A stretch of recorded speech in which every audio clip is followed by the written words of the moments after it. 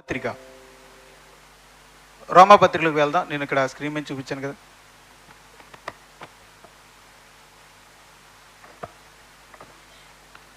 రోమాపత్రిక 6వ అధ్యాయం. కంగారు స్లోగా తీయండి. రోమాపత్రిక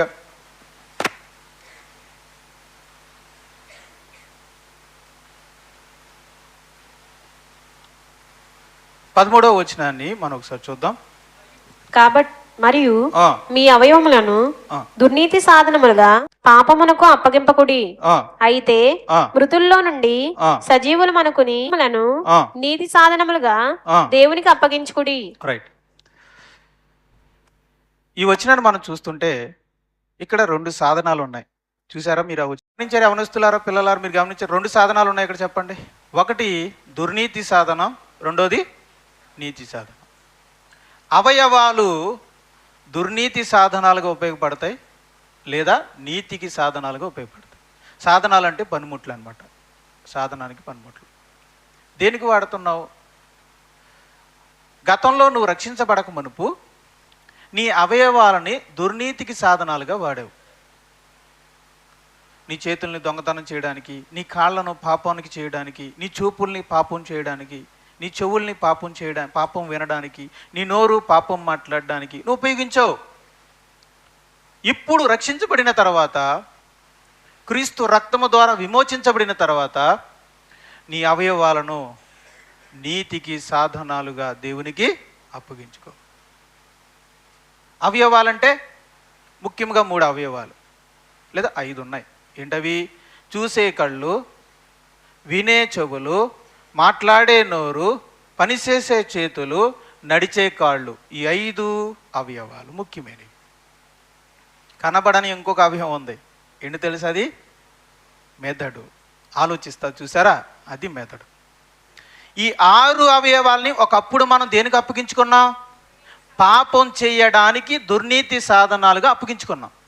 ఇప్పుడు రక్షించబడిన తర్వాత ఈ 6 అవయవాలని నీతిని జరిగించడానికి నీతికి సాధనాలుగా అప్పగించుకొనండి అంటున్నాడు. ఒకప్పుడు ఈ అవయవాలతో మనం పాపం చేసాం. ఇప్పుడు ఈ అవయవాలతో మనం నీతిని జరిగించాం. ఈ 6 అవయవాల్లో ఒక అవయవం ఏంటంటే నోరు. నోరు కూడా ఒక అవయవం కదా. నోరు కూడా ఒక అవయవం. ఇప్పుడు చెప్పండి, ఒకప్పుడు రక్షణ పొందకముందు ఈ నోరుని దేనికి వాడాం? దేనికి అప్పగించుకున్నాం? దుర్నీతి సాధనంగా అప్పగించుకున్నాం. అప్పగించుకుని ఏం చేసాం? ఈ నోటిని మనం దుర్నీతిని చేసాం, అంటే పాపం చేసాం. ఈ నోటిని పాపం చేయడానికి ఉపయోగించాం. ఎలాగా? కొండెములు చెప్పడం, బూతులు మాట్లాడడం, పుకారులు చెప్పడం, పోకిరి మాటలు, సరస్సోక్తులు, అబద్ధాలు చెప్పడానికి, దుర్భాషలు మాట్లాడడానికి, సనుగుళ్ళు చెప్పడానికి, గుసగుసలాడడానికి, నిందలు మోపడానికి మనం ఉపయోగించాం. వాస్తవం బైబిల్ చెప్పిందంటే అది కరెక్ట్, అంతే. వీటన్నిటికీ మనం వాడాం. దేనికి వాడాం? కొండుములు చెప్పడానికి, పుకారులు చెప్పడానికి, బూతులు మాట్లాడడానికి, పోకిరి మాటలు మాట్లాడడానికి, అబద్ధాలు చెప్పడానికి, దుర్భాషలాడడానికి, సనుగుకోవడానికి, గుసగుసలాడడానికి, నిందలు మోపడానికి, తప్పులు ఎంచి ఆ తప్పుల్ని ఇతరులకి ప్రచారం చేయడానికి మనం వాడాం. మనుషుల హృదయాల్ని గాయపరచడానికి కఠినమైన మాటలను వాడాం. దానికి వాడాం ఈ నోరుని. అందుకే పరిశుద్ధాత్మ దేవుడు చెప్తున్నాడు, వద్దు. ఒకప్పుడు మీరు ఎలాగైతే ఈ నోటిని దుర్నీతి సాధనముగా అప్పగించారో, ఇప్పుడు మీ నోటిని నీతికి సాధనముగా అప్పగించండి. అంటే ఏం చేయాలి? ఒకప్పుడు కొండెములాడిన ఈ నోటితో కొండెములాడటం విడిచిపెట్టాలి, పుకార్లు చెప్పడం విడిచిపెట్టాలి, బూతు మాటలు విడిచిపెట్టాలి, పోకిరి మాటలు విడిచిపెట్టాలి, అబద్ధాలు చెప్పడం విడిచిపెట్టాలి, దుర్భాషలాడడం విడిచిపెట్టాలి, సనుక్కోవడం, గొనుక్కోవడం, గుసగుసలాడటం విడిచిపెట్టాలి, నిందలు మోపడం, తప్పులు ప్రచారం చేయడం విడిచిపెట్టాలి. మరి విడిచిపెట్టి ఏం చేయాలి? ఈ నోటిని నీతికి సాధనముగా వాడాలి. నీతికి సాధనంగా వాడితే ఏం చేయాలి? ఎఫెసీయులకు రాసిన పత్రిక మొదటిగా ఎఫెసీయులకు రాసిన పత్రిక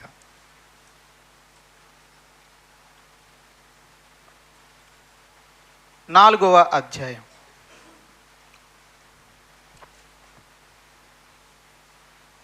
29వ వచనం.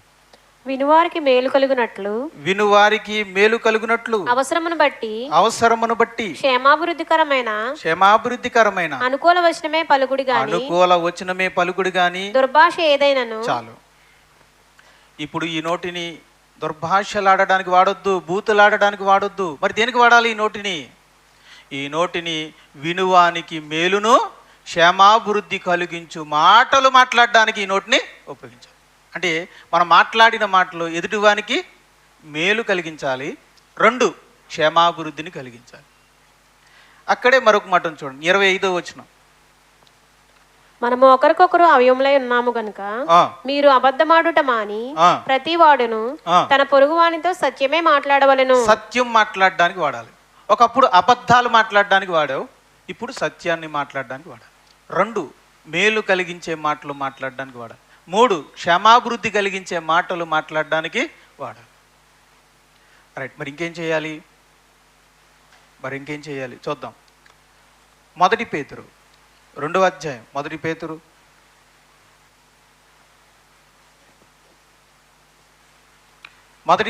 2వ అధ్యాయము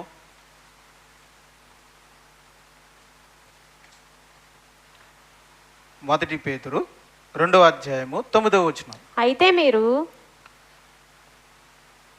మీరు చీకటిలో నుండి ఆశ్చర్యకరమైన తన వెలుగులోనికి మిమ్మల్ని పిలిచిన వాని గుణాతిశయములను ప్రచురం చేయు నిమిత్తము ఏర్పరచబడిన వంశమును, రాజులైన యాజక సమూహమును, పరిశుద్ధ జనమును, దేవుని సొత్తైన ప్రజలనై ఉన్నారు. నిన్నెందుకు ఏర్పరచుకున్నాడు? రాజులైన యాజకుడిగా నిన్నెందుకు చేశాడు? అసలు చీకటిలో ఉన్న నిన్ను వెలుగులోనికి తీసుకువచ్చాడు కదా.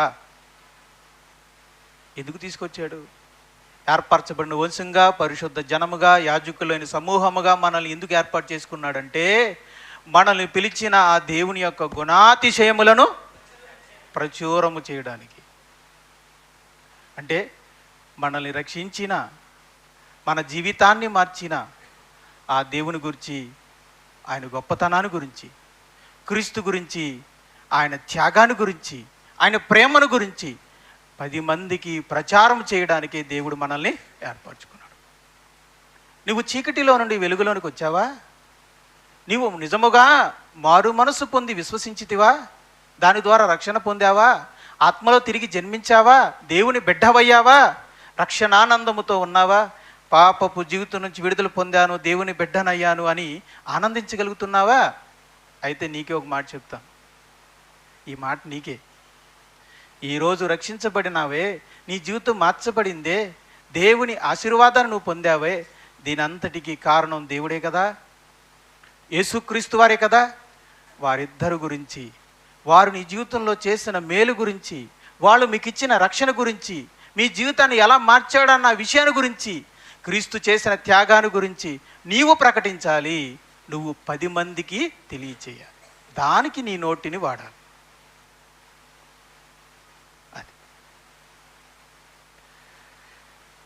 మిమ్మును పిలిచిన వాని గుణాతిశయములను ప్రచురము చేయు నిమిత్తం అంటే అందు నిమిత్తమే నిన్ను పిలిచాడు, అందు నిమిత్తమే నిన్ను ఏర్పరచుకున్నాడు. అయితే నీ బాధ్యత ఏంటైతే, ఓ సోదరుడా, ఓ సహోదరి, చీకటిలో నుండి వెలుగులోనికి వచ్చిన ఓ సోదరా, ఓ సహోదరి, నువ్వు ఎందు నిమిత్తం వచ్చావు వెలుగులోనికి? నిన్ను పిలిచిన వాడు దేవుడు, క్రీస్తు. వారిరువురి యొక్క ప్రేమను, త్యాగాన్ని, మీ జీవితంలో చేసిన మేలుని ఇతరులకు చెప్పడానికి, పంచుకోవడానికి, ఇతరులకు ప్రచురించడానికి, దానికి వాడాలి మనం మన నోటిని.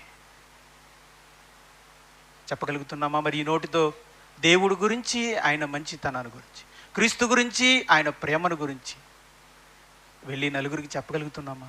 మన కుటుంబంలో మన బిడ్డలకు పంచుకోగలుగుతున్నామా? ఆలోచించండి. మీ ఫ్రెండ్స్కి చెప్పుకోగలుగుతున్నారా? మీ కుటుంబ సభ్యులకి, మీ బంధువులకి చెప్పుకోగలుగుతున్నామా? మనం కూర్చున్నప్పుడు నలుగురు ఫ్రెండ్స్తో వాళ్ళకి మన సాక్ష్యాన్ని పంచుకోగలుగుతున్నామా? చెప్పండి. మీరు ఎప్పుడైనా మీ క్రీస్తు ప్రభు, ఈరోజు నువ్వు రక్షించబడ్డావే, ఏ క్రీస్తు రక్తం నేను కడిగిందో ఆ క్రీస్తు రక్తాన్ని చిందించిన క్రీస్తు వారి త్యాగాన్ని ఎప్పుడైనా నలుగురు మధ్య పంచుకున్నావా? అయితే ఈరోజు నువ్వు వినాలి ఈ విషయాన్ని. ఏంటంటే నువ్వు రక్షించబడినది, నువ్వు ఏర్పరచబడినది, ఆయన ప్రేమను రుచి చూసినది, ఆయన గుణాతిశయములను ప్రచారం చేయు నిమిత్తము నీ మీద బాధ్యత ఉంది, నీకు ఈ భారం ఉంది, నీకు ఈ పని ఉంది అని తెలియజేస్తున్నాను సగౌరవంగా సంఘం ఎదుట. ఇంకా ముందుకు వెళ్దాం. రోమపత్రిక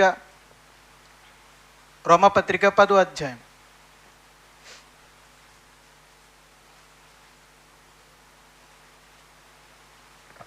9వ వచనం. అదేమనగా రోమపత్రిక 10వ అధ్యాయము 9వ వచనం. అదేమనగా యేసు ప్రభు అని నీ నోటితో ఒప్పుకొని దేవుడు మృతుల్లో నుండి ఆయనను లేపెనని నీ హృదయమందు విశ్వసించిన ఎడల నీవు రక్షింపబడుదువు. నీ హృదయంలో ఏదైతే విశ్వసించావో అది నలుగురు మధ్య నీ నోటితో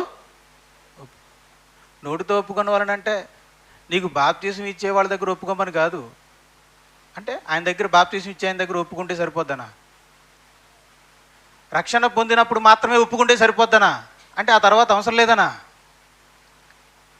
నీ హృదయంలో విశ్వాసం బ్రతుకున్నంత కాలం నీ నోటితో నుంచి ఆ విశ్వాసాన్ని ఒప్పుకోవాలి. నీ హృదయంలో ఏం విశ్వసిస్తున్నావు? దేవుడు ఒక్కడే, ఆయన తప్ప వేరొక దేవుడు లేడు. ఆయన సత్యవంతుడు, ప్రేమ గలవాడు, కృప గలవాడు, ఆయన నిత్యుడు, సమస్తమును సృష్టించిన సృష్టికర్త అని విశ్వసిస్తున్నావు కదా. క్రీస్తు గురించి నువ్వేం విశ్వసిస్తున్నావు? దైవ కుమారుడు దేవుడు పంపగా వచ్చాడు, నన్ను ప్రేమించి మానవుడిగా పుట్టి తన సమస్తాన్ని త్యజించి చివరికి తన ప్రాణాన్ని నా కొరకు అర్పించి రక్తాన్ని ఇచ్చి ప్రాణాన్ని ఇచ్చి మరణించి మృతుల్లో నుంచి తిరిగి లేచినవాడు అని నువ్వు నమ్ముతున్నావు కదా. రెండవ రాకడలో తిరిగి మరలా రాబోతున్నాడు, ఆయన వచ్చి తీర్పు తెచ్చి పరిశుద్ధులను ప్రత్యేకపరుచుకుని తనతో పాటు పరలోకానికి తీసుకువెళ్ళబోతున్నాడు అని నువ్వు విశ్వసించుచున్నావు కదా. ఏదైతే నువ్వు హృదయంలో విశ్వసించుచున్నావో అది ఏం చేయాలి? నీ నోటితో ఒప్పుకోవాలి. నమ్ముతున్నావా? నమ్ముతున్నానండి అని రక్షించబడినప్పుడు బాప్తీసం తీసుకున్నప్పుడు నువ్వు ఎలా నీ నోటితో ఒప్పుకున్నావో సంఘం ముందు, సమాజం ముందు, సంఘం ముందు, అలాగే నీకు బాప్తీసం ఇచ్చేటువంటి దైవజనుడి దగ్గర నువ్వు ఎలా ఒప్పుకున్నావో నీ స్నేహితుల దగ్గర కూడా అలాగే ఒప్పుకోవాలి. విశ్వాసాన్ని ఏం చేయాలి? ఒప్పుకోవాలి. ఒప్పుకోవడం వలన నీకు రక్షణ వచ్చిందా? అయితే ఒప్పుకుంటూ ఉంటే నీ రక్షణ అభివృద్ధి చెందుతుంది. చాలామంది మనం అందరం కూడా రక్షణలో ఎందుకు అభివృద్ధి చెందలేకపోతున్నామంటే ప్రారంభంలో ఒప్పుకుంటాం, కానీ ఆ తర్వాత నోరు క్లోజ్ చేసేస్తాం, మాట్లాడడం, ఇంకా ఆ విషయం ఇంకా ఎత్తాం, జీవితంలో మళ్ళీ ఎత్తాం. కాదు. ప్రారంభంలో మాట్లాడిన ఈ నోరు జీవితకాలం అంతా మాట్లాడాలి. నిన్ను రక్షించిన నీ క్రీస్తు గురించి నువ్వు ఏదైతే హృదయంలో విశ్వసిస్తున్నావో, ఏదైతే ఏ త్యాగాన్ని అయితే నువ్వు విశ్వసిస్తున్నావో ఆ త్యాగాన్ని 10 మంది మధ్యలో నీవు మాట్లాడాలి, ప్రకటించాలి, ప్రచురించాలి, పంచుకోవాలి. దానివలన నువ్వు రక్షణ పొందుతావు, నీ రక్షణ నిలబడుతుంది, నీ రక్షణ అభివృద్ధి చెందుతుంది. అది పాయింట్. నువ్వు మొదట్లో మాట్లాడి తర్వాత సైలెంట్ అయిపోతున్నావు కాబట్టి నీ రక్షణ కూడా సైలెంట్ అయిపోతుంది. నా హృదయంలో విశ్వాసం ఉందండి, చాలండి, వద్దు. నీ హృదయంలో విశ్వాసం ఉంటే సరిపోదు, నోటుతో ఏం చేయాలంటే దాన్ని ఒప్పుకోవాలి. ఒప్పుకోవడం అంటే సాక్ష్యం ఇవ్వడం, తెలియచేయడం, అవును ప్రకటించడం. ఒప్పుకోవడం అంటే అంగీకరించడం. 10 మంది ముందు నువ్వు తెలియజేసావంటే ఒప్పుకున్నట్టే కదా.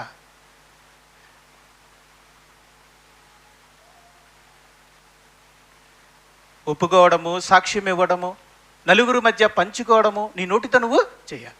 దానివలన మొదటి నీకు ఏమొస్తుంది? రక్షణ. రెండోదికి ఏమొస్తుంది? రక్షణలో అభివృద్ధి.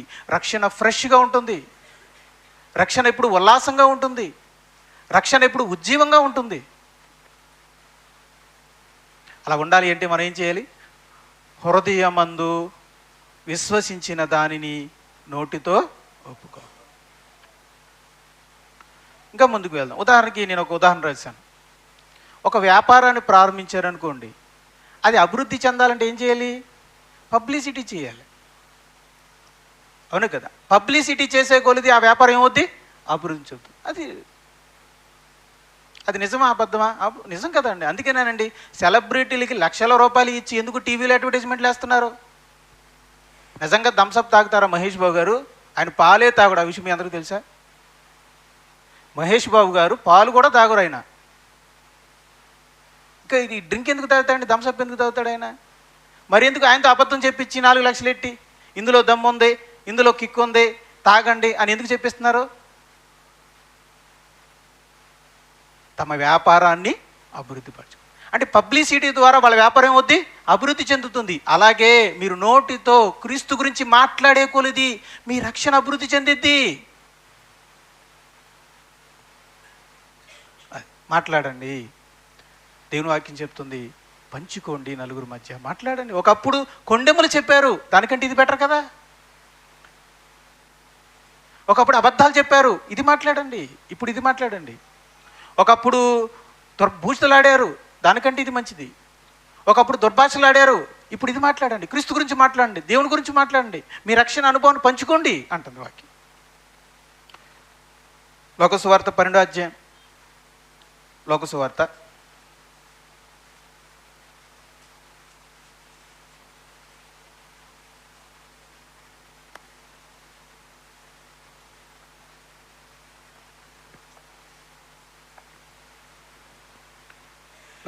12వ అధ్యాయం 8వ వచనం. మరియు నేను మీతో చెప్పినదేమనగా, నన్ను మనుషుల ఎదుట ఒప్పుకొని వాడెవడో మనుష్య కుమారుడు దేవుని దూతల ఎదుట వానిని ఒప్పుకొనును. చూసారా? మనమట మనుషుల ఎదుట ఆయన్ని ఒప్పుకుంటేనట క్రీస్తు తన దూతల ఎదుట మనల్ని ఒప్పుకుంటాడట. ప్రియమైన దేవుని వారలారా, మీరు మనుషుల దగ్గర ధైర్యంగా యేసు ప్రభుని ఒప్పుకోగలిగితే, ఒప్పుకోవడం అంటే చెప్పగలిగితే ఆయనే క్రీస్తు, ఆయనే రక్షకుడు, ఆయన ద్వారానే నా జీవితం మారింది అన్న మారిన నీ రక్షణ అనుభవం, క్రీస్తు శిలువ త్యాగాన్ని గురించిన ఈ సువార్తని మనుషుల దగ్గర నువ్వు చెప్పగలిగితే ఆయన నువ్వు ఒప్పుకున్నట్టు. ఒప్పుకోవడం అంటే సెంటర్లోకి వెళ్ళినా క్రీస్తు తెలుసు అని కాదు. క్రీస్తు అని బ్యాండేజ్ వేసుకోవడం కాదు. క్రీస్తు అని నుదుటి మీద రాసుకోవడం కాదు. ఆ క్రీస్తు ఏమై ఉన్నాడో, నువ్వు ఆయన ఏం రుచి చూసావో, నువ్వు ఏమి నమ్మావో, నీ సొంత అనుభవంలో నువ్వు ఆయన నీకు చేసిన మేలేంటో చెప్పు. అలా నువ్వు ధైర్యంగా చెప్పగలిగితే రేపు యేసు ప్రభు తన దూతల ఎదుట కూడా నిన్ను ఒప్పుకుంటాడు.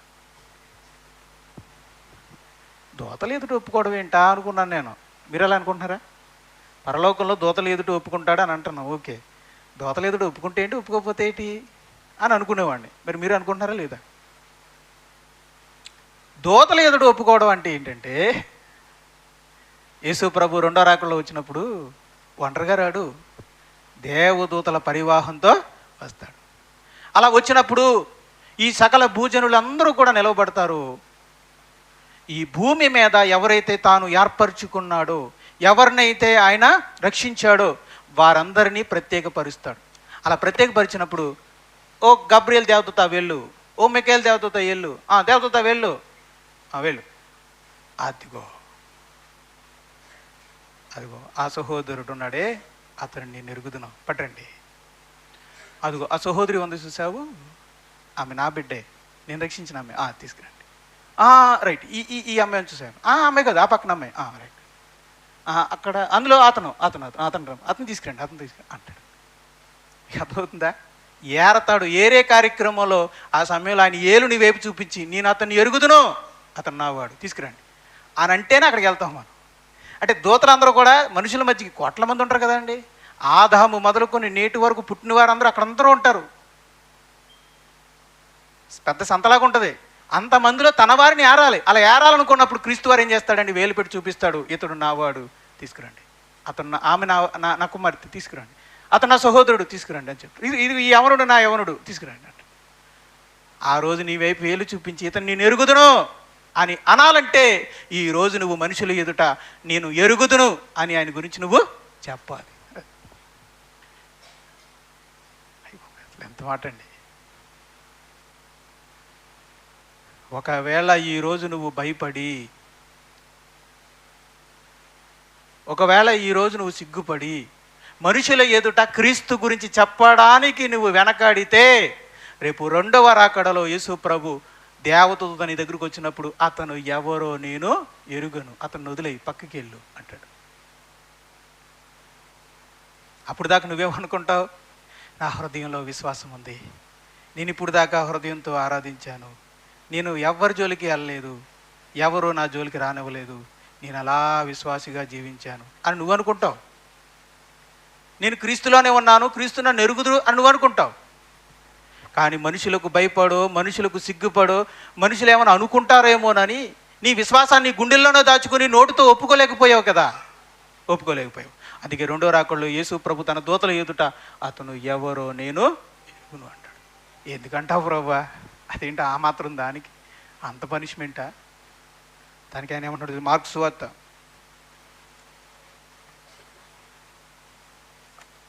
8వ అధ్యాయం, మార్కు సువార్త 8వ అధ్యాయము 38వ వచనం. వ్యభిచారమును పాపమును చేయు ఈ తరము వారిలో నన్ను గూర్చియు నా మాటలను గూర్చియు సిగ్గుపడు వాడెవడో వానిని గూర్చి మనిషి కుమారుడు తన తండ్రి మహిమగలవాడై పరిశుద్ధ దూతలతో కూడా వచ్చినప్పుడు సిగ్గుపడునని చెప్పెను. ఈ మాట రెండో రాకడ గురించి రాయబడింది. రెండో రాకడలో యేసు ప్రభు తన దూతల పరివాహంతో వచ్చినప్పుడు తన దూతలతో తను ఏర్పరచబడిన వారు ఎవరో తెలియజేసినప్పుడు ఒక పరిశుద్ధుని వైపుకు, ఎవరైతే తన గురించి ధైర్యముగా మనుషులకు భయపడగా సాక్ష్యం ఇచ్చాడో అతని వైపు చూపించి, అతను నావాడు, అతన్ని నేను ఎరుగుదును, తీసుకురండి. ఆమె నా కుమార్తె, ఆమెను నేను ఎరుగుదును, ఆమెను తీసుకురండి అంటాడు. కానీ ఎవడైతే నలుగురు మధ్యని చెప్పడానికి సిగ్గుపడ్డాడు, నన్ను ఎక్కడ ఇలా కులం తక్కువ అనుకుంటారేమోనని, నన్ను ఎక్కడ క్రైస్తవుడని ముద్ర వేస్తారని, క్రీస్తు గురించి మాట్లాడితే నవ్వుకుంటారని, బైబిల్ అందరి ముందు పట్టుకెళ్తే సిగ్గుపడతాను, అది నలుగురు ఏమైనా నవ్వుకుంటారేమో అని సిగ్గుపడ్డారు చూసారా? వాళ్ళందరినీ కూడా యేసు ప్రభు చూసి సిగ్గుపడతారట. దేవదూత, పొరపాటున గాబ్రియెల్ దేవదూత మీ దగ్గరికి వచ్చి, ఒకవేళ అలాంటి వ్యక్తి దగ్గరికి వెళ్ళి, ప్రభువా ఈయన కూడా నీ చర్చికి వచ్చాడు కదా, ఈ వ్యక్తి కూడా నేను ఆరాధించింది కదా, ఈ వ్యక్తి కూడా నీకు కానుక సమర్పించింది కదా, బాప్తీసం కూడా తీసుకుంది కదా ప్రభువా అని అంటే, అప్పుడు ఆయన సిగ్గుపడతాడట. లేదు గాబ్రియెల్ దేవదూత అని సిగ్గుపడతాడట. కాదు, ఆమె నా బిడ్డ కాదు, నేను రక్షించిన వ్యక్తి కాదు, నువ్వు ఇటొచ్చి అని నవ్వుకుంటాడంట. ఆయన సిగ్గుపడిపోతాడంట. ప్రియమైన దేవుని వారలారా, ఎంత అవమానం అండి అప్పుడు మనం ఎంత సిగ్గుపడిపోవాలి? అప్పుడు దాకా మనం ఏమనుకుంటాం? పరిశుద్ధుల సమూహంలో నేను ఒకడిని, పరిశుద్ధుల శాస్త్యంలో నేను పాలువాడిని, నేను అక్కడికి వెళ్తాను, వాళ్ళతో సంతోషంగా యుగయుగాలు జీవిస్తాను అని అనుకుంటున్నప్పుడు, అందరినీ సెలెక్ట్ చేసిన వాళ్ళందరినీ ముందుకు రప్పిస్తున్నప్పుడు, నిన్ను విడిచిపెట్టినప్పుడు, నిన్ను ఎరగనని అన్నప్పుడు నువ్వు ఎంత సిగ్గుపడాల్సి వస్తుంది? ఎందుకు నీకు పరిస్థితి ఆ రోజు వచ్చింది? ఈరోజు నువ్వు సిగ్గుపడ్డావు గనుక. ఈరోజు నువ్వు సిగ్గుపడ్డావు కనుక ఆ రోజు సిగ్గుపడాల్సి వస్తుంది. ఆ రోజు నువ్వు క్రీస్తు గురించి చెప్పడానికి సిగ్గుపడ్డావు, ఆ రోజు నీ గురించి చెప్పడానికి క్రీస్తు సిగ్గుపడాల్సి. ఈ ఫిజిక్స్లో ఒక సూత్రం ఉంటుందండి, action there is equal opposite reaction. చర్యకి సమానమైన వ్యతిరేకమైన ప్రతిచర్య ఉండును అన్నాడు న్యూటన్. ఈరోజు నువ్వు క్రీస్తు గురించి నలుగురు మధ్య చెప్పడానికి సిగ్గుపడ్డావు, రేపు కొన్ని కోట్ల ముందు నువ్వు సిగ్గుపరచబడతావు. అయితే ఏం చేయాలి? సిగ్గుపడక, భయపడక, మనిషిని లక్ష్య పెట్టక, నీ హృదయములో నువ్వు విశ్వసించిన దానిని నీవు ఒప్పుకొనవలను, తెలియజేయవలను, పంచుకోవాలి. నలుగురి మధ్య ఉపయోగించు. నీ వాట్సాప్ షేర్, నీ వాట్సాప్ డిపి, నీ వాట్సాప్ స్టేటస్, నీ యొక్క ఒకవేళ నీకు ఫేస్బుక్ ఉంటే దేనికి వాడుతున్నావు? సినిమా వాళ్ళని ప్రమోట్ చేయడానిక? ఎవరిని ప్రమోట్ చేస్తున్నావు నువ్వు? నీ స్టేటస్ ద్వారా ఎవరిని ప్రమోట్ చేస్తున్నావు? నిన్ను నువ్వు ప్రమోట్ చేసుకుంటున్నావా? లేకపోతే సినిమా వాళ్ళని ప్రమోట్ చేస్తున్నావా? లేకపోతే రాజకీయ నాయకులను ప్రమోట్ చేస్తున్నావా? లేకపోతే నీ అభిమాన క్రికెట్ను ప్రమోట్ చేస్తున్నావా? లేదా నీ రక్షకుడైన క్రీస్తుని ప్రమోట్ చేస్తున్నావా? ఎవరిని ప్రమోట్ చేస్తున్నావు? మేలైన దాన్ని చేయమని అన్నీ మానేసి ఇది చేయమని నేను అంటలేదు. మేలైనది అయితే ప్రకటించండి, కానీ క్రీస్తు ముఖ్యమైన విషయం. నువ్వు ప్రమోట్ చేయవలసిన వాటిలో ముఖ్యమైనది ఏంటి? మేలు. ఇప్పుడు పలానా చోటన ఉచితమైన ఆపరేషన్ జరుగుతున్నాయి అని పెడుతున్నారని, చాలా మంచిది, నలుగురికి తెలుస్తాయి. పలానా చోటన గుండె ఆపరేషన్ చేస్తున్నారంటే ఉచితంగా పెట్టండి, వాట్సాప్లో స్టేటస్లో పెట్టండి. మేలైన దాన్ని నలుగురికి తెలియడానికి చేయండి. ఇదిగోండి ఇప్పుడు మనకి ఉండి దగ్గర గేట్ క్లోజ్ చేస్తున్నారంట, స్టేటస్లో పెట్టండి, 10 మందికి తెలుసుకుంటారు. నలుగురికి మేలైన దానిని పంచుకోండి, నేను కాదనట్లేదు. అన్నిటికంటే మేలమైంది క్రీస్తుది. ఆ క్రీస్తు గురించి కూడా మరి పంచుకోవద్దా? ఇది ఉచితంగా గుండె ఆపరేషన్ చేస్తున్నాడు మహేష్ బాబు గురించి స్టేటస్లో పెట్టావే, తన రక్తాన్ని చిందించిన క్రీస్తు గురించి నువ్వు స్టేటస్లో పెట్టవా? ఎక్కడి నుంచి వస్తున్నాయి మహేష్ బాబుకి డబ్బులు ఉచితమైన గుండె ఆపరేషన్ చేయడానికి? ఈనాడే చెప్పాను ఎలా వస్తున్నాయి. అది అలా వచ్చిందాన్ని ఇలా మంచిగా వాడుతున్నాడు. చాలామంది ఏంటంటే చాలా పుణ్యక్షేత్రాలకు వెళ్ళి డబ్బులు వేసేస్తుంటారు. ఎందుకు? చాలామంది చర్చికి కానుకలు వేసేస్తుంటారు. ఎందుకు? వీళ్ళు అన్యాయంగా సంపాదించారు డబ్బు, పాపభారం మనసులో ఉండిపోయింది. కాస్త ఈ డబ్బులోంచి కొంత అందులో వేసేస్తే పాపభారాన్ని దింపుకోవచ్చు అని, అది పాపానికి అడుగేసుకోవచ్చు అని. అంటే దేంతో కొనేద్దామని దేవుణ్ణి? డబ్బుతో. ప్రేమైన దేవుని వారలారా మీకు వందనాలు. మీకు విషయం చెప్తున్నాను, లోకంలో ఇలాంటి వాళ్ళని మీరు ప్రమోట్ చేస్తున్నప్పుడు ఒక్క రూపాయి ఆశించక సర్వమానవాళి ప్రజల రక్షణ కొరకు తనను, తన జీవితాన్ని, తన ప్రాణాన్ని దారపోసిన క్రీస్తు గురించి మనం ఎంత ప్రమోట్ చేయాలి? మన వాట్సాప్ ద్వారా, మన ఫేస్బుక్ ద్వారా, ముఖ్యంగా మన నోటి మాటల ద్వారా క్రీస్తుని మనం ప్రమోట్ చేయాలి. అందుకే చూద్దాం, అలా క్రీస్తుని ప్రమోట్ చేసిన, క్రీస్తుని తన గ్రామానికి పరిచయం చేసిన ఒక యువతి గురించి మనం చూద్దాం. యోహాను సువార్త 4వ అధ్యాయం. యోహాను సువార్త 4వ అధ్యాయం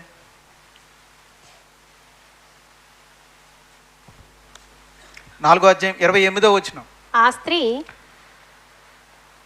అందరూ తీద్దాం, యోహాను సువార్త 4వ అధ్యాయము 28, 29 చదవండి. ఆ స్త్రీ తన కుండ విడిచిపెట్టి, తన కొండను విడిచిపెట్టి ఊరిలోనికి వెళ్ళి మీరు వచ్చి నేను చేసినవన్నీ నాతో చెప్పిన మనుషుని చూడుడి, ఈయన క్రీస్తు కాడా అని ఆ ఊరి వారితో చెప్పగా, సమరయ స్త్రీ, ఆమె ఒక యువతి. ఆమె జీవితంలో ఆమె 5గురిని పెండ్లి చేసుకున్నది. నేడు పెండ్లి చేసుకొనకనే మరొకరితో జీవిస్తున్నది.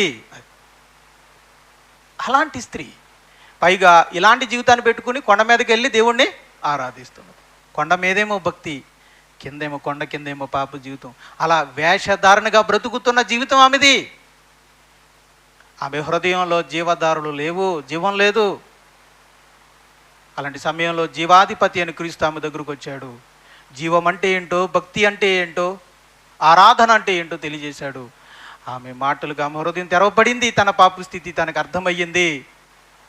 కొండను విడిచినప్పుడే తన పాపాన్ని కూడా విడిచిపెట్టింది. మార్చబడిన తన జీవితాన్ని గురించి, తనను మార్చిన క్రీస్తు గురించి తన ఊరి వారికి చెప్పడానికి వెళ్ళింది.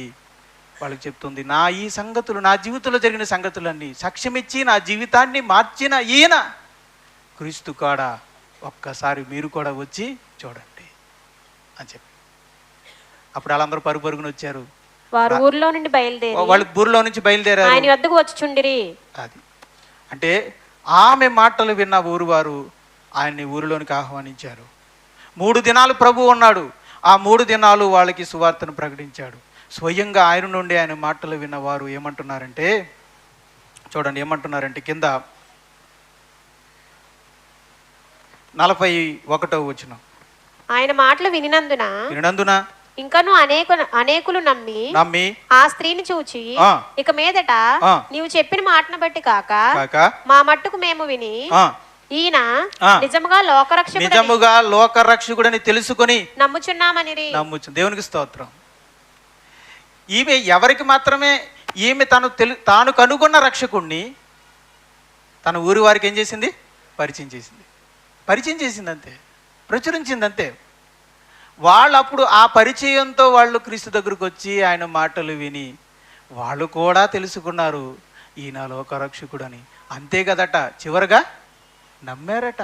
తెలుసుకొని మేమును నమ్ముచున్నాము. అంటే ఇప్పుడు ఊరి వారందరూ ఏమైనట్టు? రక్షించబడ్డారు. నమ్మిన వారికి ఏమొచ్చును? రక్షణ. లోకరక్షకుడిని నమ్మితే ఏమొస్తుంది? రక్షణ. అంటే ఒక రక్షించబడిన యువతి తన రక్షణ అనుభవాన్ని గురించి ఊరి వాళ్ళతో పంచుకోవడం వలన ఆ ఊరి వారందరూ కూడా ఏమయ్యారు? రక్షించబడ్డారు.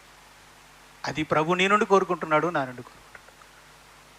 ఊరివారు మారితే ఏంటి, మారకపోతే ఏంటండి? ఇంట్లో వాళ్ళు మారితే ఏంటి, మారకపోతే తర్వాత విషయం. కానీ మొదట నీవు సమరయ స్త్రీ వలె నీ గ్రామానికి, నీ కుటుంబానికి, నీ స్నేహితులకి క్రీస్తుని పంచుకోగలుగుతున్నావా? పంచుకోగలుగుతున్నావా? అలా పంచుకోవాలి అంటే సమరయ స్త్రీలాగా నీవు మారు మనసు పొందాలి.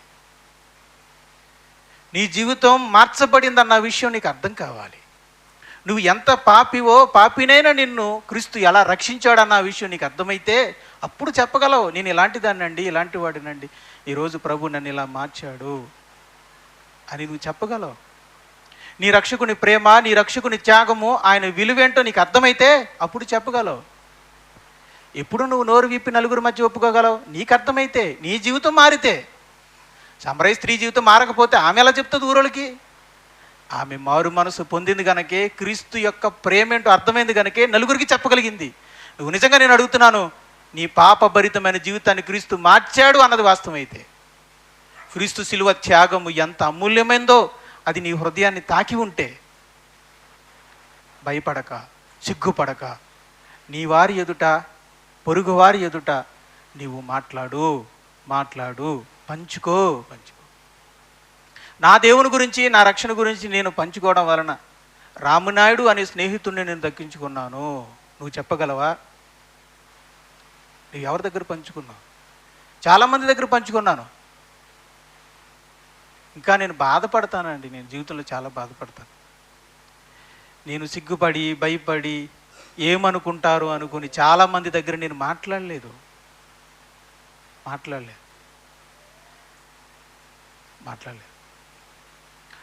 ప్రియమైన దేవుని వారలారా, నేను బలహీనుడనే. కేవలం కొద్ది మంది దగ్గర ఒప్పుకున్నాను. ఆ కొద్ది మందిలో చాలామంది దగ్గర కొంతమందిని చూశాను, మారిన అనుభవాలు, సంఘానికి వెళ్ళిన అనుభవాలు చూశాను. నా మాటలు వాళ్ళని బాటలు వేశాయి క్రీస్తు దగ్గరికి వెళ్ళడానికి. చరిత్రలో ఎంతోమంది పెద్ద పెద్ద దైవజనులు ఉన్నారే, వాళ్ళందరూ ఎవరో చెప్పగా క్రీస్తుని తెలుసుకుని వెళ్ళిన వాళ్ళే. వాళ్ళందరూ అలా వెళ్ళిన వారే. అలా నాకు తెలిసి ఈ ప్రపంచంలో ఒక మంచి బోధకుడు, ఒక మంచి బైబిల్ కాలేజీకి వెళ్ళిపోయాడంట, మంచి థియాలజీ చదువుకున్నాడట, ఒక ఊర్లో పాస్టర్గా వేశారట. ఆ ఇంగ్లాండ్ దేశంలో ఎక్కడో ఒక చోటన ముందు చిన్న గ్రామంలో వేశారట. అక్కడికి వెళ్ళి అనుకున్నాడట, ఈ థియాలజీలు, ఈ యొక్క సబ్జెక్ట్ వీళ్ళకేం అర్థం అవుతులే, వీళ్ళకి ఏం తెలుసు అనుకున్నాడటండి. అనుకుని అక్కడ పరిచయం చేయడం మొదలుపెట్టాడు. యాక్చువల్గా ఆయనకి ప్రమోషన్ వచ్చాక పెద్ద సిటీకి వెళ్ళిపోతాడు, పెద్ద పాస్టర్ అయిపోతాడు ఆయన. అక్కడికి వెళ్ళాక అక్కడ ఒక గ్రామంలో, ఆ గ్రామం చర్చిలో ఒక పెద్ద వయసు వృద్ధురాలు ఉందటండి. ఒక పెద్ద ఆవిడ చర్చికి వస్తుంది. ఒకరోజు గృహ సందర్శనలు ఉంటాయండి వీళ్ళకి. అలా గృహ సందర్శనగా ఆ రోజు ఆమె దగ్గరికి వెళ్ళాడట. ఆ రోజు ఆమెతో మాట్లాడిన మాటలతో దిమ్మ తిరిగిపోయిందంట ఆయనకి. ఏంటి నా సబ్జెక్టు, నేను నేర్చుకున్నదేంటి, ఈ మాట్లాడేదేంటి, ఏంటి ఈ ఆత్మీయత, ఇదా విషయం. ఆ వృద్ధ స్త్రీ పంచుకున్న ఆమె అనుభవాలు ఆయన జీవితాన్ని మార్చినాయి. నమ్మకార్థమైన పాస్టర్ జీవితాన్ని విడిచిపెట్టాడు, నిజమైన దైవజనుడిగా సమాజానికి వెళ్ళాడు. ఇలా ఎన్ని చెప్పమంటారు చెప్పండి? అప్పుడు దాకా నేను చదివిందే సబ్జెక్ట్ అనుకున్నాడు ఆయన, పాండిత్యం అనుకున్నాడు. అది ఇదంతా చెప్పాలి, ప్రజలకు గొప్ప అనిపించుకోవాలనుకున్నాడు. కానీ నిజమైన ఆత్మీయత అంటే ఏంటో ఒక ముసలమ్మ చెప్పింది. కళ్ళు తెరుచుకున్నాడు. అప్పుడు తాను చేసే ఉద్యోగాన్ని విడిచిపెట్టి అసలైన సేవ చేయడానికి వెళ్ళాడు. మరి ఆ ముసలమ్మ తనకున్న సబ్జెక్టు, అందుకే అంటాడండి దాని రక్షణ అనుభవ జ్ఞానం. అతడు పుస్తకాలతో నింపుకొని వచ్చాడు మైండ్ని. ఈమె తన వృద్ధాప్యంలో తన అనుభవ జ్ఞానాన్ని పంచుకుంది. పుస్తకాల నుండి నేర్చుకున్న జ్ఞానంతో అతను ఉన్నాడు. ఈమె అనుభవాలతో కూడిన అనుభవ జ్ఞానాన్ని చెప్పేసరికి దిమ్మ తిరిగిపోయింది ఆయనకి. అసలు ఆలోచన అర్థం కాలేదట. నేను నేర్చుకున్నది ఏంటి, అసలు ఆత్మీయ జీవితం ఏంటి అని ఆశ్చర్యపోయాడట. అతని జీవితాన్ని మార్చుకున్నాడు. ఎందువల్ల అతని జీవితం మారింది? ఆ వృద్ధురాలు సిగ్గుపడక, పాస్టర్ గారికి నేనేం చెప్తానులే, ఆయనకి అన్నీ తెలుసు అని అనుకునుంటే, తన రక్షణ అనుభవాన్ని, తన ఆత్మీయ అనుభవాన్ని పంచుకోకపోతే ఆయనకి ఎలా తెలిసేది చెప్పండి? వృద్ధులారా, నేను అడుగుతున్నాను, వృద్ధులారా మీరు కొండెగత్తులను మిగుల మధ్య పానసక్తులనై ఉండక అన్నాడు. వృద్ధులైన వారు కొండెగత్తులుగా ఉండకూడదు. మరి ఎలా ఉండాలి? క్రీస్తును ప్రకటించేవారు. మీ వృద్ధాప్యంలో మీరు పొందిన రక్షణ, ఆ రక్షణ అనుభవం చెప్పాలి. మీరు నలుగురు మధ్యలో మీ చుట్టాలకి, బంధువులకి, ఇంటి వారికి, మనవాళ్ళకి, మనవరాలకి ఒళ్ళో కూర్చోబెట్టి చెప్పాలి క్రీస్తు మీ కొరకు ఎలా మరణించాడు అన్న విషయాన్ని. మీ వృద్ధాప్యంలో మీరు చెప్పాల్సింది చాడీలు కాదు. మీరు వృద్ధాప్యంలో చెప్పాల్సింది వాళ్ళ తప్పులు వీళ్ళ తప్పులు కాదు. మీరు వృద్ధాప్యంలో మీ పెద్ద వయసులో మీరు చెప్పాల్సింది క్రీస్తు శిలువ త్యాగాన్ని. ఎవరులైనా మీరు, నేను, చిన్నపిల్లలు అందరం కూడా మన ప్రభువుని గురించి మనం ప్రకటించాలి. నేను ఇలా చెప్పాలంటే ఎన్నో కథలు ఉన్నాయండి, కానీ బైబిల్లో నుంచి ఒక ఉదాహరణ చూపిస్తాను. బయట కథలు ఎందుకంటే మనకి, బయట చరిత్ర ఎందుకు మనకి, ముందుకు బైబిల్లోకి వెళ్దాం. లోకసువార్త 8వ అధ్యాయం. లోకసువార్త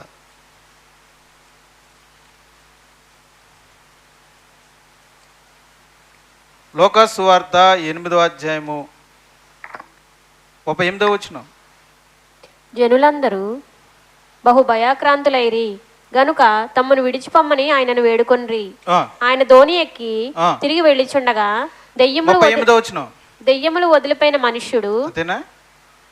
నేను అనేది 8:38. అయితే నీవు నీ ఇంటికి తిరిగి వెళ్ళి 39. అయితే 39 అయితే ఆయన మిస్టేక్ పడింది. అయితే ఆయన నీవు నీ ఇంటికి తిరిగి వెళ్ళి 39వ వచనం. నీవు నీ ఇంటికి తిరిగి వెళ్ళి దేవుడు నీకు ఎట్టి గొప్ప కార్యములు చేసెను తెలియజేయమని వానితో చెప్పి వానిని పంపివేసెను. వాడు వెళ్ళి యేసు తనకెట్టి గొప్ప కార్యములు చేసెను ఆ పట్టణం అందంతటను ప్రకటించెను. ఇక్కడ దెయ్యములు పట్టిన వాడండి, చాలా దెయ్యాలు పట్టి పిచ్చోడైపోయాడండి, రాళ్లతో కొట్టుకున్నాడండి, బట్టలని చింపేసుకున్నాడండి, మురుగుతో ఉన్నాడండి, ఊరు బయటకు వెళ్ళిపోయాడండి, సమాధుల కాడ ఉంటున్నాడండి, పిచ్చోళ్ళ కేకలేస్తున్నాడండి. అదే జీవితం. ఒకరోజు యేసుప్రభు అతనికి తన జీవితంలోకి వచ్చాడండి. ఆయన గద్దెంపగా దెయ్యాలని వెళ్ళిపోయినాయండి. అతడు నిమ్మలమయ్యాడండి, సాధువు అయ్యాడండి, జీవితం మారిపోయిందండి. ఇప్పుడు పిచ్చోళ్ళ కేకలేయట్లేదు, సమాధుల్లో లేడు, మంచి బట్టలు ధరించుకున్నాడు, స్నానం చేశాడు, శుభ్రమయ్యాడు, గాయాలు కడుక్కున్నాడు. ఇప్పుడు అరగట్లేదు, కేకలేయట్లేదు, ఎవరిని కొరకట్లేదు, ఎవరిని బెదిరించట్లేదు, సమాధాలు కూడా ఉండట్లేదు, సమాజంలోనికి వెళ్తున్నాడు. అలా వెళ్ళేటప్పుడు ప్రభు చెప్తున్నాడు, వెళ్ళు, నీవు సమాజంలోనికి, నీ ఇంటి వారి దగ్గరికి వెళ్ళి నీకు నేను ఎట్టి కార్యములు చేస్తున్న వారికి తెలియచే. నీ జీవితాన్ని నేను ఎలా మార్చానో, నేనెవరినో, నీ జీవితాన్ని ఎలా మార్చానో, అది ఎలా మార్చబడిందో అన్న విషయాన్ని నీ వారికి తెలియచేయి అని చెప్పాడండి. అప్పుడు అతను ఏం చేశాడు? మనుషులకు భయపడక, సిగ్గుపడక వెళ్ళి తన సమాజంలో ధైర్యంగా క్రీస్తు గురించి ఒప్పుకున్నాడు, క్రీస్తు గురించి తెలియజేశాడు, తన జీవితాన్ని క్రీస్తు ఎలా మార్చాడో తెలియజేశాడు. నిజానికి ఆ ఊరు వారందరూ ఏం చేశారు తెలుసా? ఊరు ఇన్నాడు చదివారు కదా సిస్టర్ గారు. ఆ ఊరు వారందరూ ఏం చేశారు? మా పందులన్నీ చచ్చిపోయి బాబోయ్, మా 2000 పందులన్నీ చచ్చిపోయినాయి నాయనోయ్, నువ్వు చంపేశావు నాయనోయ్, నువ్వు ఇక్కడ ఉంటాకు వీలేదు నాయనోయ్, ఓ యేసు ప్రభా ఇక్కడి నుంచి వెళ్ళిపో నాయన అని అలాగెంటేశారు. ఆ ఊరు వాళ్ళందరూ ఏం చేశారు? యేసు ప్రభుని, నువ్వు ఇక్కడ ఉండొద్దు నాయనే, నువ్వు ఉంటేనే 2000 పందులు చచ్చిపోతే ఇంకా ఎక్కువ రోజులు ఉన్నావు అనుకో, ఎన్ని పందులు చచ్చిపోతాయో, ఇంకేం జరుగుతాయో అని చెప్పి భయపడి యేసు ప్రభుని ఏం చేశారు? వాళ్ళు పంపించారు. నువ్వు వెళ్తావా అని దోనెక్కిచ్చి పంపించేదాకా నిద్రపోలేదు. అంటే వ్యతిరేకత ఉందా? క్రీస్తు అంటే వ్యతిరేకత ఉందా, సానుకూలత ఉందా? అక్కడ వ్యతిరేకత ఉంది. వ్యతిరేకత ఉన్న చోట వెళ్ళి చెప్పాడు, ఇదిగో నా జీవితం చూడండి, నేను ఎలా ఉండవు చూడండి, ఎలా ఉన్నావు చూడండి, ఎలా కేకలేసే ఉన్నా చూడండి, నా జీవితం మార్చబడేది. పిచ్చోళ్ళ బతికాను మీ ముందు, ఇప్పుడు చూడు ఎలా ఉన్నాను. రాళ్ళతో కొట్టుకునేవాడిని నేను, మిమ్మల్ని రాయిచ్చి కొట్టేవాడిని నేను, ఇప్పుడు మిమ్మల్ని కొట్టట్లా, సాధు జంతువులా మారిపోయాను. ఎలా మారిందో తెలుసా ఈ జీవితం? క్రీస్తు వచ్చి నా జీవితాన్ని మార్చాడు అని ఇంట్లో వారికి చెప్పాడు, పొరుగురు వారికి చెప్పాడు, పొరుగింటి వారికి చెప్పాడు, ఊరి వారికి చెప్పాడు, సమాజానికి చెప్పాడు, ఆ ఊరి వారందరికీ చెప్పాడు. అంతేనండి. వినుట వలన విశ్వాసము కలుగును. వాళ్ళ ఆ ఎన్ని వినడం వల్ల యేసు ప్రభు మీద వాళ్ళకున్న అపార్థం అంతా పోయింది. వాళ్లకు యేసు ప్రభు ఏంటో అర్థమైంది. అప్పటి నుంచి ఎదురు చూడడం మొదలు పెట్టారు. ఆ ప్రభు మరలా ఎప్పుడైనా వస్తే బాగుండు, అయ్యయ్యో మహానుభావుడు వస్తే మా చేతులారా మేమే వెనక పంపించేసుకున్నామే, అయ్యయ్యో అయ్యయ్యో అయ్యయ్యో అనుకున్నారట. అలా అనుకుంటున్న సమయంలో ఆ గట్టులో ఉన్న యేసు ప్రభుకి విషయం తెలీదా? ఆ గట్టు అవతలే ఉన్నాడు కదా యేసు ప్రభు, విషయం తెలియలే? ఆయన అందరి హృదయములు ఎరిగినాడు. వారు ఇప్పుడు నా కోసం ఎదురు చూస్తున్నారన్న విషయానికి తెలిసింది. అందుకే రోజు వీలు కలిగించుకొని ధోని ఎక్కి అవతలకి వెళ్ళాడట. వెళ్ళగానే మత్తయి సువార్త 14 వచ్చాయి. అది మత్తయి గారి దగ్గర దేవుడు రాయించాడండి. మత్తయి సువార్త 14వ అధ్యాయం 34వ వచనం 34వ వచనం 14-34. వారు అద్దరికంటే గెన్నేసరెతు దేశమునకు వచ్చిరి. అక్కడ జనులు ఆయనను గుర్తుపట్టి, వచ్చావా ప్రభువా, మేము కాదని చీ అని తన్ని మేము గెంటేశాం, నువ్వు వెళ్ళిపోయావు, కానీ మమ్మల్ని ప్రేమించి మరలా వచ్చావా, చుట్టుపట్లనున్న ఆ ప్రదేశం అంతటికి వర్తమానము పంపి రోగులందరినీ ఆయన యొద్దకు తెప్పించి. ఏంటి వాళ్ళ ఊరు వాళ్ళకే కదంట, పక్క ఊరు వాళ్ళు కూడా కవర్లు పంపి రోగులందరినీ ఆయన దగ్గరికి రప్పించి వీరిని నీ వస్త్రపు చెంగు మాత్రము ముట్టనిమ్మని ఆయనను వేడుకొనిరి. ముట్టిన వారందరూ స్వస్థత నొందిరి. ప్రభా మీరు ఇక్కడే ఉండండి, మీరు కూర్చోండి, మీరు ఇవి తింటూ ఉండండి, ఈ లోపల రే ఎలాంటారు మన వాళ్ళు అందరూ పిలవంటారు అని అందరిని పిలుచుకోరంట. ఊరు వాళ్ళందరూ ఎవరైతే రోగులు ఉన్నారో, ఎవరైతే బలహీనలు ఉన్నారో వాళ్ళందరినీ ప్రభు పాదాల దగ్గర తీసుకొచ్చి, ప్రభువా ముట్టొద్దు నాయనా, నువ్వు ముట్టొద్దు నాయనా, నువ్వు చేయి పెట్టి ముట్టొద్దు, నీ వస్త్రపు చెంగిన అలా ముట్టుకో నువ్వు ప్రభువా అన్నారంటే. అంటే అది విశ్వాసమా, గొప్ప విశ్వాసమా? చెప్పండి, ఏ విశ్వాసం అది? గొప్ప విశ్వాసం. ఎక్కడి నుంచి వచ్చిందండి ఇది? ఆశ్చర్యపోయి ఉంటాడు యేసు ప్రభు. యూదులు కూడా ఎప్పుడు నన్ను ఇలా అనలేదు. చాలా అండ్ వస్త్రము మాత్రమే ముడితే స్వస్థత పొందుతాను అనుకున్నది ఎవరో? రక్తస్రావము గల స్త్రీ మాత్రమే. మరలా అంత గొప్ప విశ్వాసాన్ని చూపించింది ఎవరో? గెన్నేసరెతు దేశపు వారు. యూదులు కూడా ఎప్పుడు కూడా అలా అనలేదు. నీ వస్త్రమును మాత్రమే ముట్టితే చాలు మాకు స్వస్థతను వచ్చినని యూదులు కూడా అనలేదు. కానీ పొరుగు దేశులు, అన్ని దేశస్తులు అనుకున్న వాళ్ళకి అంత విశ్వాసం వచ్చింది. ఎక్కడి నుంచి వచ్చింది విశ్వాసం అడుగుతున్నాను? ఎక్కడి నుంచి వచ్చింది? ఆ పిచ్చోడు, మారిన పిచ్చోడు ఉన్నాడే, ఇంటింటికి వెళ్ళి ఇదిరా నా జీవితం మారింది అని చెప్పాడు గనక, పంచుకున్నాడు గనక, తను పిలిచిన వాని గుణాతిశయమును ఇంటింటికి వెళ్ళి ప్రచురించాడు గనక వాళ్ళ జీవితాలు ఏమని మార్చబడ్డాయి. వాళ్ళు విశ్వసించారు, క్రీస్తుని రమ్మన్నారు, కూర్చోబెట్టారు, వస్త్రపు చెంగులు మాత్రము ముట్టి వాళ్ళు ఏం చేయరు? స్వస్థత నొందరు. ఇంత విశ్వాసం ఎక్కడిది? ఆశ్చర్యకరమైన విశ్వాసం వీళ్ళకి ఎక్కడిది? ఆ పిచ్చోడు, మారిన పిచ్చోడు, దెయ్యాలు పట్టినవాడు తన మారిన జీవితాన్ని గురించి 10 మందికి సమాజంలోనికి వెళ్ళి సాక్ష్యం ఇవ్వటం వల్ల. పంచుకోగలుగుతున్నారా మీరు? మీ మారిన జీవితాన్ని మీ స్నేహితుల దగ్గర పంచుకోగలుగుతున్నారా? మీ మారిన జీవితము సమాజానికి చెప్పగలుగుతున్నారా? మీ క్రీస్తు గురించి మీరు పరిచయం చేయగలుగుతున్నారా? ఆలోచించండి. ప్రకటన గ్రంథం 12వ అధ్యాయం ముగించుకుందాం. ప్రకటన గ్రంథము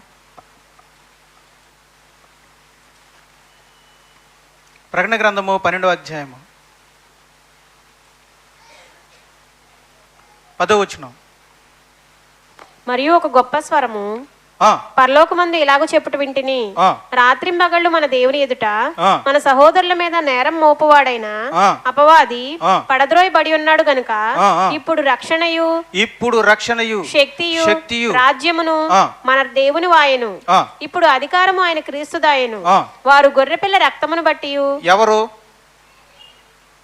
వారు అంటే ఎవరు? సహోదరులు, క్రీస్తు రక్తముతో కడగబడిన వారు. గొర్రె పిల్ల రక్తమును బట్టి తామిచ్చిన సాక్ష్యమును బట్టి వానిని జయించి ఉన్నారు. చెప్పండి ప్రియ సంగమా, ఎవరు వాడు? ఎవరిని జయించి ఉన్నారు? వారు అంటే ఎవరు? పరిశుద్ధులు. వానిని జయించి ఉన్నారంటే ఎవరిని జయించారు? అపవాదిని. Very good. పరిశుద్ధులు సాతాన్ని ఎలా జయించారు అడుగుతున్నాను ఇప్పుడు, మీరు చెప్పాలి. 1 క్రీస్తు రక్తమును బట్టి, 2 తాము ఇచ్చిన సాక్ష్యమును బట్టి.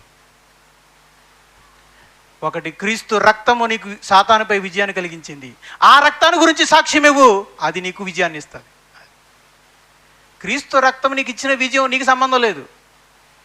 ఆయన రక్తము చిందించడం ద్వారా నీకు విజయాన్ని ఇచ్చాడు. ఫస్ట్ 1. రక్షించబడిన తర్వాత నిన్ను రక్షించిన క్రీస్తు రక్తాన్ని గురించి సాక్ష్యం ఇవ్వు, అది కూడా నిన్నేం చేస్తుంది? విజయాన్ని ఇస్తుంది. అది మొదట క్రీస్తే తన రక్తాన్ని నీకు ఇచ్చి విజయాన్ని ఇచ్చాడు. మొదటి విజయం ఆయన ఇచ్చింది, 2వ విజయం నీ మీద ఆధారపడ్డది. మొదటి విజయం ఆయన ఇచ్చింది, ఆయన శిలువ మీద తన రక్తాన్ని కార్చి నీకు ఇచ్చాడు విజయం. 2వ విజయం నీ చేతిలో ఉంది. ఇప్పుడు నేనేం చేయాలండి? సాక్ష్యం. ఏ రక్తం అయితే నిన్ను రక్షించిందో ఆ క్రీస్తు రక్తాన్ని గురించి నువ్వు సాక్ష్యం. సమరయ స్త్రీ దేని గురించి చెప్పింది? ఆ పిచ్చోడు, మారిన పిచ్చోడు, దెయ్యం పట్టిన ఆ పిచ్చోడు ఏం సాక్ష్యం ఇచ్చాడు? నీవు కూడా నీ జీవితంలో క్రీస్తుని గురించి సాక్ష్యం ఇవ్వగలిగితే, మారిన నీ జీవిత రక్షణ అనుభవాన్ని నువ్వు తెలియజేయగలిగితే నువ్వు ఎవరిని జయించగలవు? సాతాను జయించగలవు. అబ్బా, అంటే సాతాను మీద గెలుపు దేని మీద ఆధారపడ్డది? మనం సాక్ష్యం ఇవ్వడం మీద ఆధారపడ్డది, మనం ఒప్పుకోవడం మీద ఆధారపడ్డది, మనుషులకు తెలియజేయడం మీద ఆధారపడ్డది అనమాట. ప్రకటన గ్రంథం 6వ అధ్యాయం, ప్రకటన గ్రంథం 6వ అధ్యాయం 9వ వచనం. దేవుని వాక్యం నిమిత్తమును తాము ఇచ్చిన సాక్ష్యం నిమిత్తమును వధింపబడిన వారి ఆత్మలను బలిపీఠం క్రింద చూచితిని. బలిపీఠం కింద ఉన్న ఆత్మలు ఎవరు? చచ్చిపోయిన ఆత్మలు. ఎవరు వీళ్ళు? వధించబడ్డారంట, అంటే నరికేశారు వీళ్ళని. ఎందుకు? హతసాక్షులు. ఎవరు నరికేస్తే వధించబడిన ఆత్మలు ఎవరు? ఎందుకు వధించబడ్డారు అంటే దేవుని వాక్యం నిమిత్తమును వారిచ్చిన సాక్షి నిమిత్తం. నేను క్రైస్తవుణ్ణి, నేను ఒకప్పుడు ఇలా ఉండేవాడినండి, అలా ఉండేవాడినండి, నేను అలా జీవించేవాడినండి, క్రీస్తు నా జీవితాన్ని మార్చాడండి, క్రీస్తు రక్తం నన్ను కడిగి పరిశుద్ధపరిచిందండి, నా జీవితాన్ని మార్చిందండి అని నలుగురు మధ్యకి వెళ్ళి వాళ్ళు సాక్ష్యం ఇవ్వటం వలన, నేను క్రైస్తవుణ్ణి, క్రీస్తు నా రక్షకుడు అని ఒప్పుకోవడం వలన వాళ్ళు ఏమయ్యారు? వధించబడ్డారు. అంటే ఎంత వ్యతిరేకత ఉంది అప్పుడు?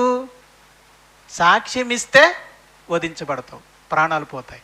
అందుకే నాడు అక్కడ అంటాడు, మరణము వరకు వారు తమ ప్రాణములను ప్రేమించిన వారు కారు అన్నాడు అక్కడ.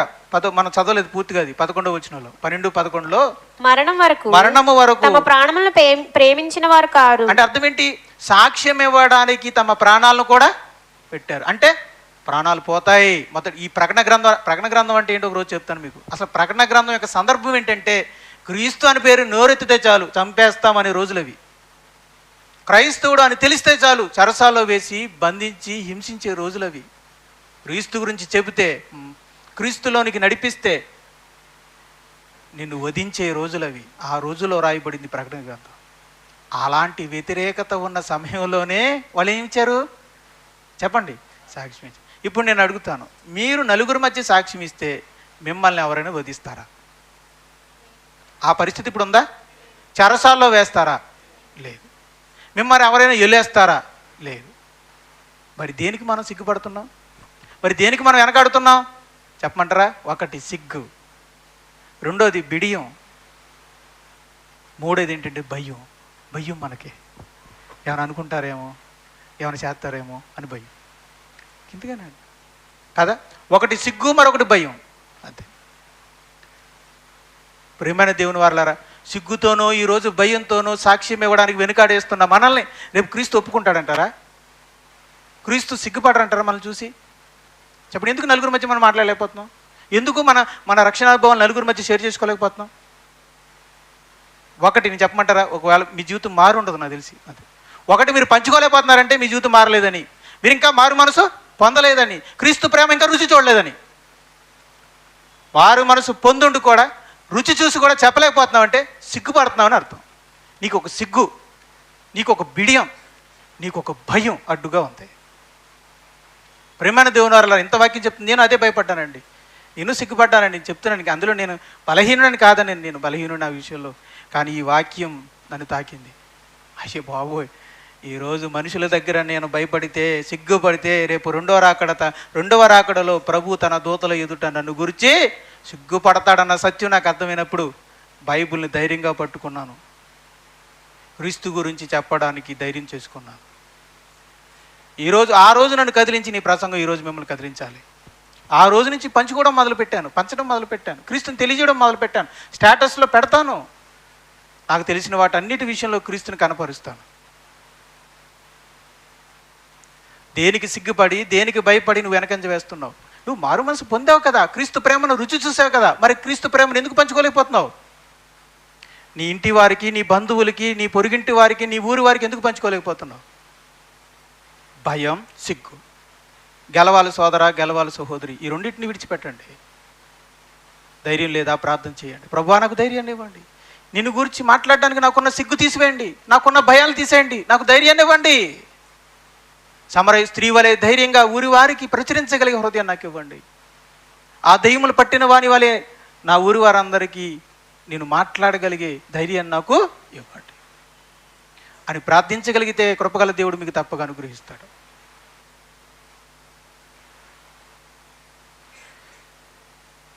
మన సిగ్గుని, మనుషుల మీద మనకున్న భయాన్ని పక్కన పెట్టి మన రక్షణ అనుభవం, క్రీస్తు శిలువ త్యాగం, క్రీస్తు మన జీవితంలో చేసిన మేలులు, సంఘము, సంఘ సహవాసం, ఈ సహవాసం వల్ల మీరు కలిగే మేలులు మీరు ఇతరులతో పంచుకోగలుగుతున్నారా? ఒకనాడు మీ నోటిని దుర్నీతికి సాధనాలుగా, కొండెములు చెప్పడానికి ఉపయోగించిన మీ నోరు ఈరోజు నీతికి సాధనాలుగా మీరు దేవునికి అప్పగించుకున్న వారైతే ఈ రోజు నుంచి మీ నోటితో క్రీస్తు గురించి చెప్పడం మొదలుపెట్టండి. మీరు మేలు పొందుతున్న క్రీస్తు గురించి, మీ రక్షణ అనుభవాన్ని గురించి, దేవుడు మీకు చేసిన మేలుల గురించి, సంఘము ద్వారా మీరు పొందుతున్న మేలుల గురించి, అనుభవాల గురించి మీరు చెప్పండి.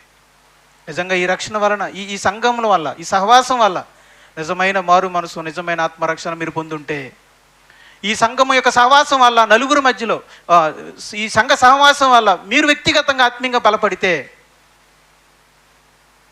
ఈ సంఘాన్ని గురించి, సహవాసాన్ని గురించి నలుగురు ఎదుట ఒప్పుకోనండి, తెలియచేయండి నలుగురికి. మీకు రక్షణ లేదు, మారు మనసు లేదు, దీని ద్వారా మీ ఆత్మీయ వృద్ధి పొందట్లేదు అని అనుకుంటే చెప్పమని నేను అనను. నిజంగా మీరు రక్షణ పొందుంటే, నిజంగా మీరు మారు మనసు పొందుంటే, నిజంగా ఈ సంఘ సహవాసం ద్వారా మీరు నిజంగా ఆత్మీయాభివృద్ధిని పొంది ఉంటే, దీని ద్వారా మీరు మేలు జరుగుంటే ఒప్పుకోనండి, తెలియచేయండి ఈ సంఘాన్ని గురించి. ఏ క్రీస్తు వల్ల మేలు పొందిందో సమరయ స్త్రీ నలుగురికి చెప్పింది. ఏ సంఘం ద్వారా నువ్వు మేలు పొందుతున్నావో ఆ సంఘాన్ని గురించి ఇతరులకు తెలియచేయండి. ఇందులో ఏ స్వార్థము లేదు, ఉన్నదల్లా ఏంటంటే వారు కూడా తెలుసుకుంటారు ఒక సత్యమైన సహవాసాన్ని, ఆత్మీయాభివృద్ధి కలిగించే సహవాసాన్ని, నిజమైన రక్షణలోకి నడిపించే సహవాసాన్ని తెలుసుకుంటారు. తెలియజేసిన వాడుగా నువ్వు ఉంటావు. ప్రేమ దేవుని వారలారా, ఈరోజు మన యొక్క వాక్యం ఏంటంటే, మీ అవయవములను దుర్నీతికి సాధనములుగా కాక నీతి సాధనములుగా దేవునికి అప్పగించుకోండి. మన అవయవాలలో ఒకటేంటి? నోరు. ఒకప్పుడు ఈ నోరుని మనం దేనికి వాడాం? పాపం చేయడానికి వాడాం. దేనికి వాడాం? దుర్నీతి సాధనాలుగా వాడుతూ ఏం చేసాం? కొండెములు చెప్పాం, పుకార్లు చెప్పాం, బూతులు ఆడాం, పోకిరి మాటలు చెప్పాం, అబద్ధాలు ఆడాం, దుర్భాషలు ఆడాం, సనుగులు గుసగుసలాడాం, నిందలు మోపాం, తప్పులు మోసాం. అవన్నీ సమాధి చేయబడాలి. ఇప్పుడు ఈ నోటిని నీతికి సాధనముగా దేవునికి అప్పగించుకుని ఈ నోటితో ఏం చేయాలి? మనం క్రీస్తు గురించి సాక్ష్యం ఇవ్వాలి. మన రక్షణ అనుభవాన్ని, మన మారిన జీవితాన్ని నలుగురు మధ్యన ధైర్యంగా పంచుకోవాలి. ఏ సహవాసం ద్వారా మీరు ఆత్మీయంగా అభివృద్ధి చెందుతున్నారు దాని గురించిన మేలుని నలుగురికి చెప్పుకోగలగాలి. వాటికి ఆటంకంగా ఉన్న సిగ్గు, భయము తీసివేయబడుగాక. దానికి అవసరమైనటువంటి ధైర్యమును దేవుడు మీకును నాకును దయచేయునుగాక. క్రీస్తు సాక్షులుగా మనల్ని నిలబెట్టునుగాక.